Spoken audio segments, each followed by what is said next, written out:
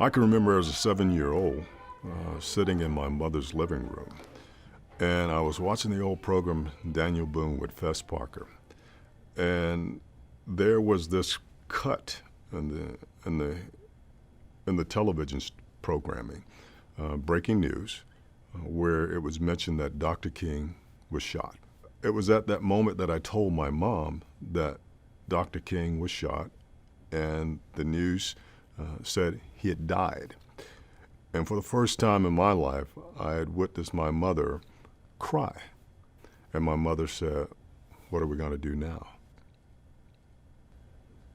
When I went back to my school and I saw those things with my teacher, my principal, and you could feel that darkness that loomed overhead because of the death of Dr. King. There was anger because we had lost someone who was so dear to the African American community, but who was also so dear to America and to the international community, because he represented something good. So I want every African American child, I want every white child, I want every Asian and Hispanic child to know about Dr. King. I want them to know about the history. I want them to know about the Cesar Chavezes of the world. I want them to know that a lot of people fought hard and a lot of people died to ensure that we as a people move forward and not backwards. That's what we should teach to our children today. That's what it meant to me as a young person at 7 years of age. That's what it meant to America. If I can bring salvation to a world once wrought, if I can spread the message as the Master taught, then my living will not be in vain.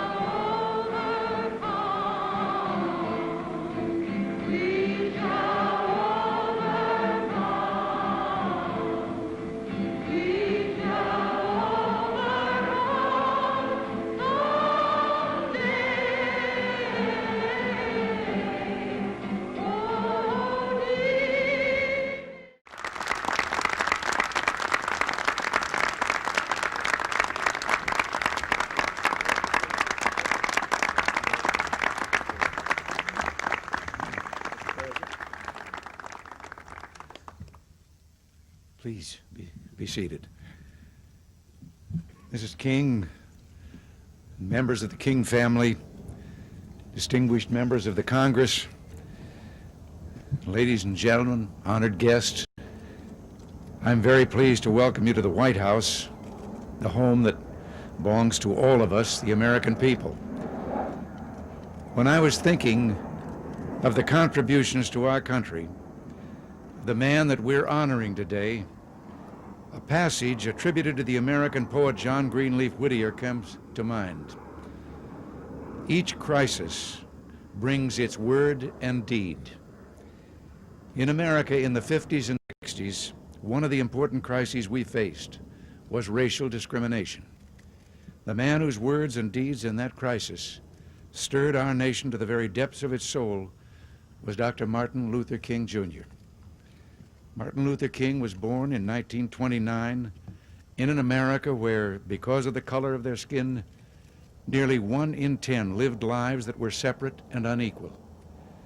Most black Americans were taught in segregated schools. Across the country, too many could find only poor jobs, toiling for low wages. They were refused entry into hotels and restaurants, made to use separate facilities.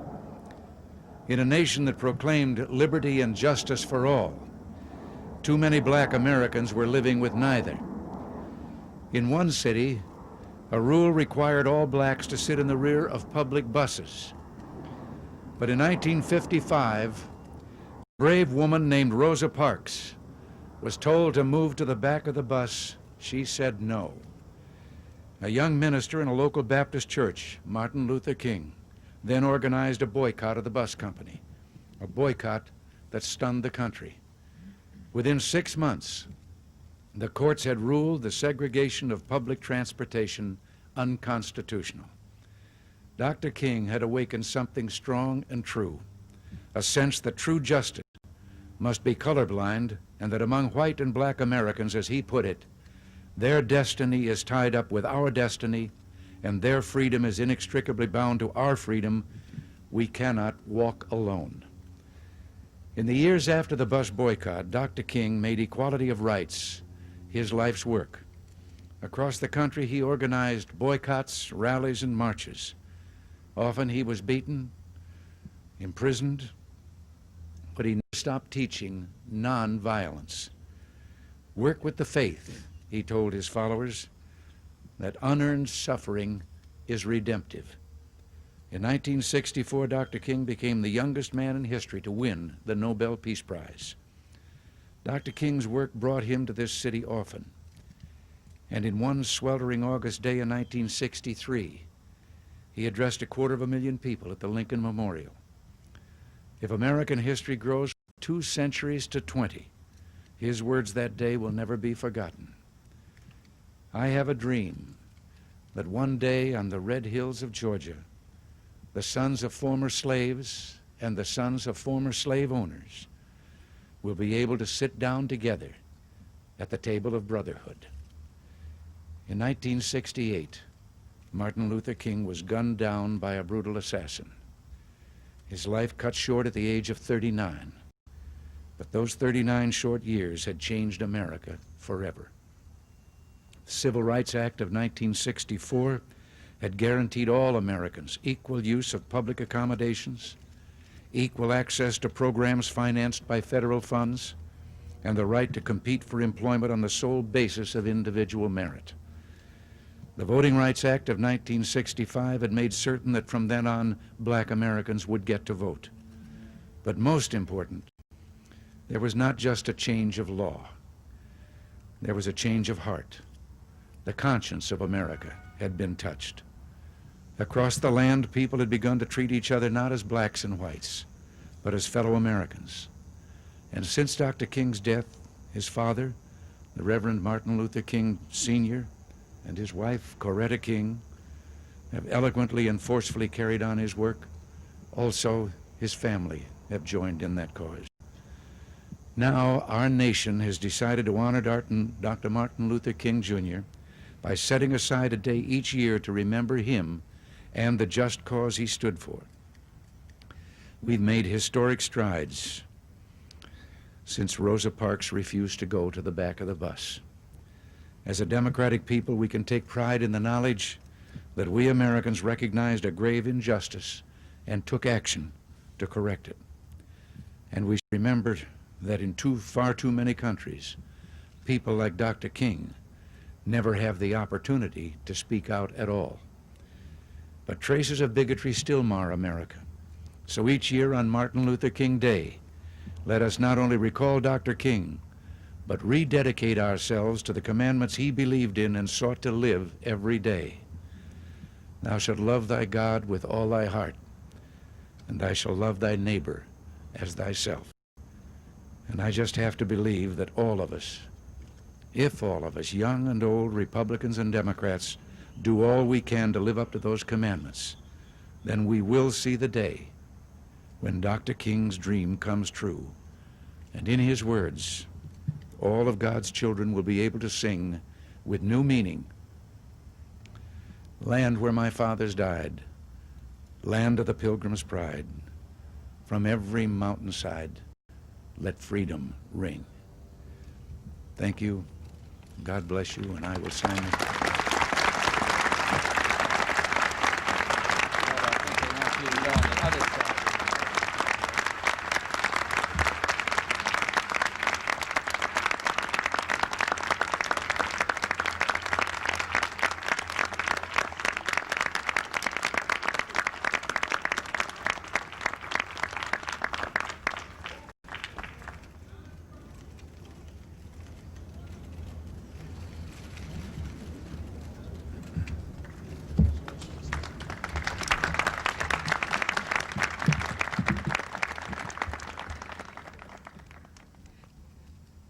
Thank you, Mr. President, Vice President Bush, Majority Leader Baker, and the distinguished congressional and senatorial delegations and other representatives who gathered here, and friends.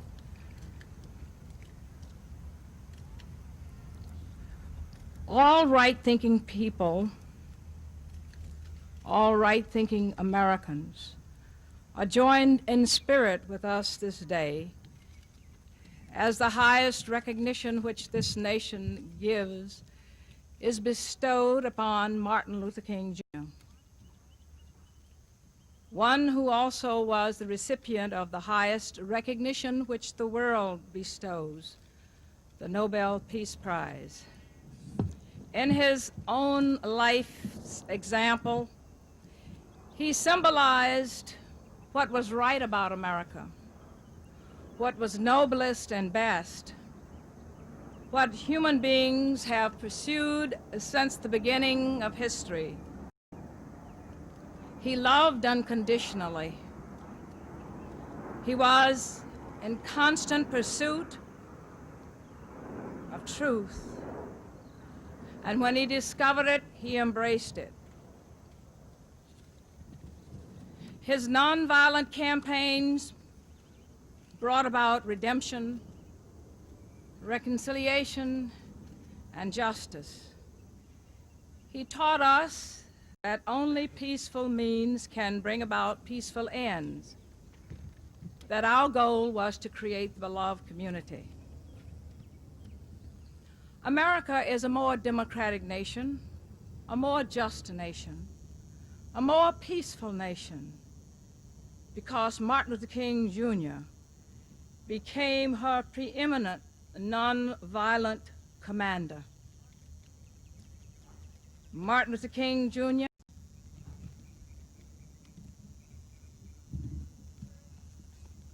and his spirit live within all of us. Thank God for the blessing of his life and his leadership and his commitment. What manner of man was this? May we make ourselves worthy to carry on his dream and create the beloved community. Thank you. Well done.